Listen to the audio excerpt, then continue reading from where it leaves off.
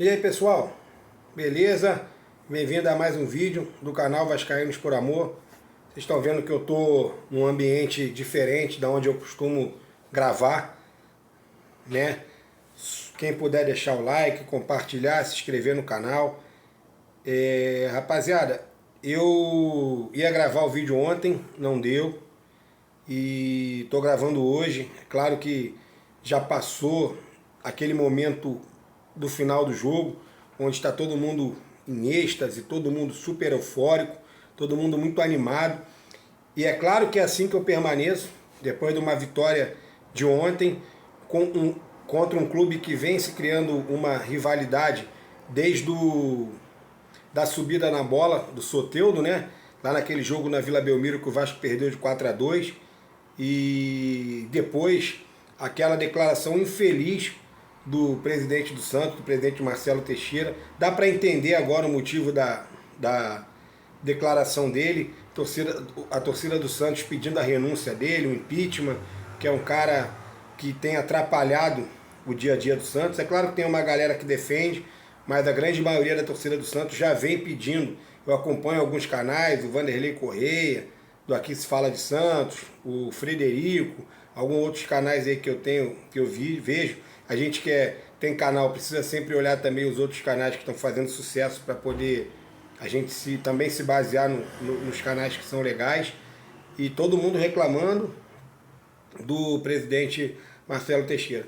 Mas galera, vamos falar do jogo, né? Que vitória do Vasco de 6-0. Tivemos aquele primeiro lance, que foi o lance do Hugo Moura, que alguns falaram, era para ser expulso. O comentarista da Globo disse que era para ser expulso, mas também a gente já viu que ele fala muitas coisas que nós não concordamos, porque não pega em cheio, pega na raspa e pega na bola, tanto que o que raspou foi a ponta da chuteira, não pegou em cheio na cabeça do Hugo Moura, do Tiquinho, desculpa, mas também teria a expulsão do Luizão, né, zagueiro do Santos, naquele lance contra o Ryan. Então seria... Claro que a gente não sabe como seria o desenrolar do jogo se o Hugo Moura fosse expulso, mas na minha humilde opinião não era para ser expulso, tá? O Hugo Moura. E a bola, quem sou eu para discutir com a tecnologia, né? Porque muitos dizem que às vezes a bola pode sair, mas se a parte de cima da bola tiver fazendo sombra na linha, a bola não saiu.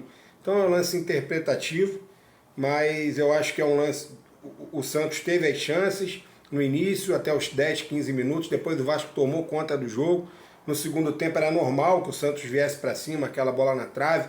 Você está jogando em casa, diante de quase mais de 50 mil pessoas, você está perdendo o jogo, você vai para cima.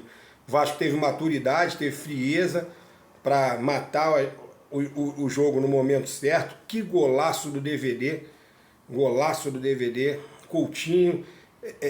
Você vê antes, no pré-jogo, o pessoal da televisão falando só do Neymar. Parece que o pessoal não gosta do Coutinho, ou não quer ver o Coutinho na seleção, porque o Coutinho não dá mídia. Coutinho arrebentou com o jogo, botou o Neymar no bolso, e você não vê falando tanto. Queria ver se fosse ao contrário, se o Neymar tivesse feito o que o Coutinho fez.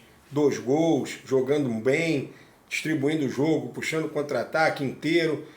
Como seria a reportagem se tivesse sido 6-0 para o Santos e o Neymar tivesse feito 2 gols.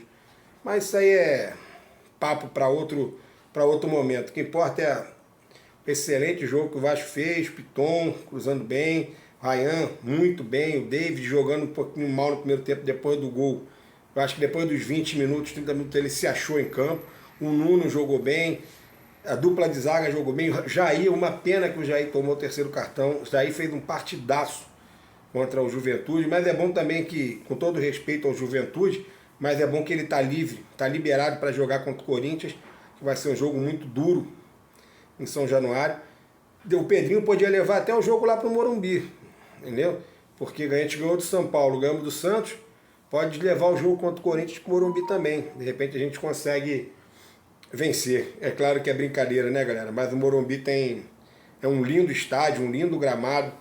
Vejo que o time do Vasco, nesse modo de jogar, está se sentindo bem, tem jogado bem. E o mais importante, o Vasco sai da zona do rebaixamento, passa o Vitória, né? Vai para 19 pontos, o Vitória com 19, o Fortaleza já tem 15, o Juventude tem 15. Então assim, o Vasco tem possibilidade aí de abrir um pouco mais a diferença. Joga quarta-feira o jogo atrasado contra o Juventude. E se jogar o que jogou ontem, temos muitas chances de vencer o jogo. Claro que lá vai ter o frio, tem tudo. O Juventude é um time chato em casa, venceu o próprio Corinthians, que eu acabei de falar aqui agora. Mas se o Vasco fizer o jogo que fez contra o Internacional, se o Vasco fizer o jogo que fez contra o São Paulo, se o Vasco fizer o jogo que fez ontem, até mesmo contra o Mirassol, que foi um pecado o Vasco ter perdido aquele jogo, a gente perdeu por 3 falhas individuais, e principalmente se o Vasco sair na frente. Se o Vasco fizer 1-0 no Juventude, a gente tem muita chance de vencer o jogo e vencer bem.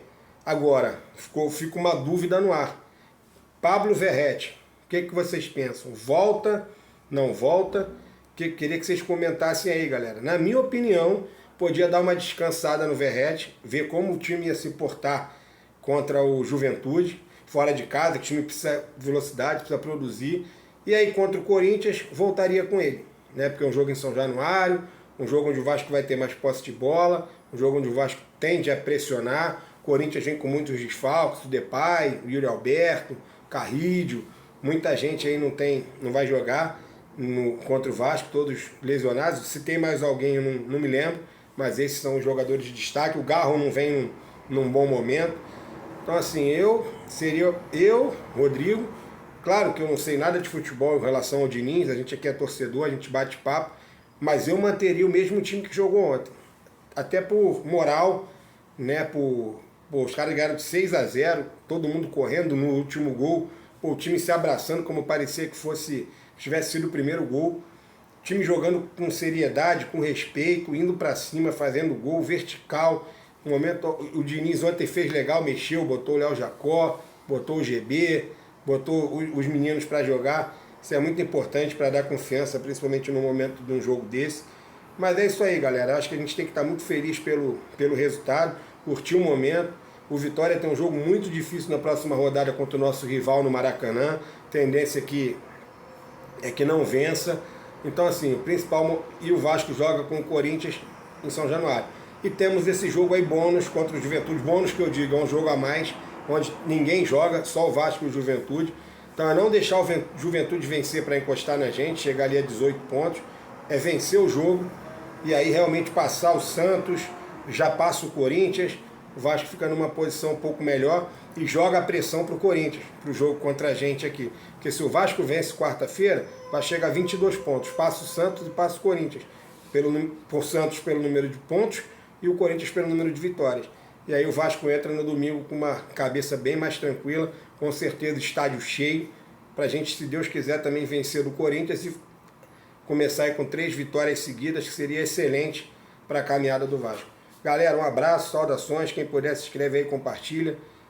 Um abraço a todos.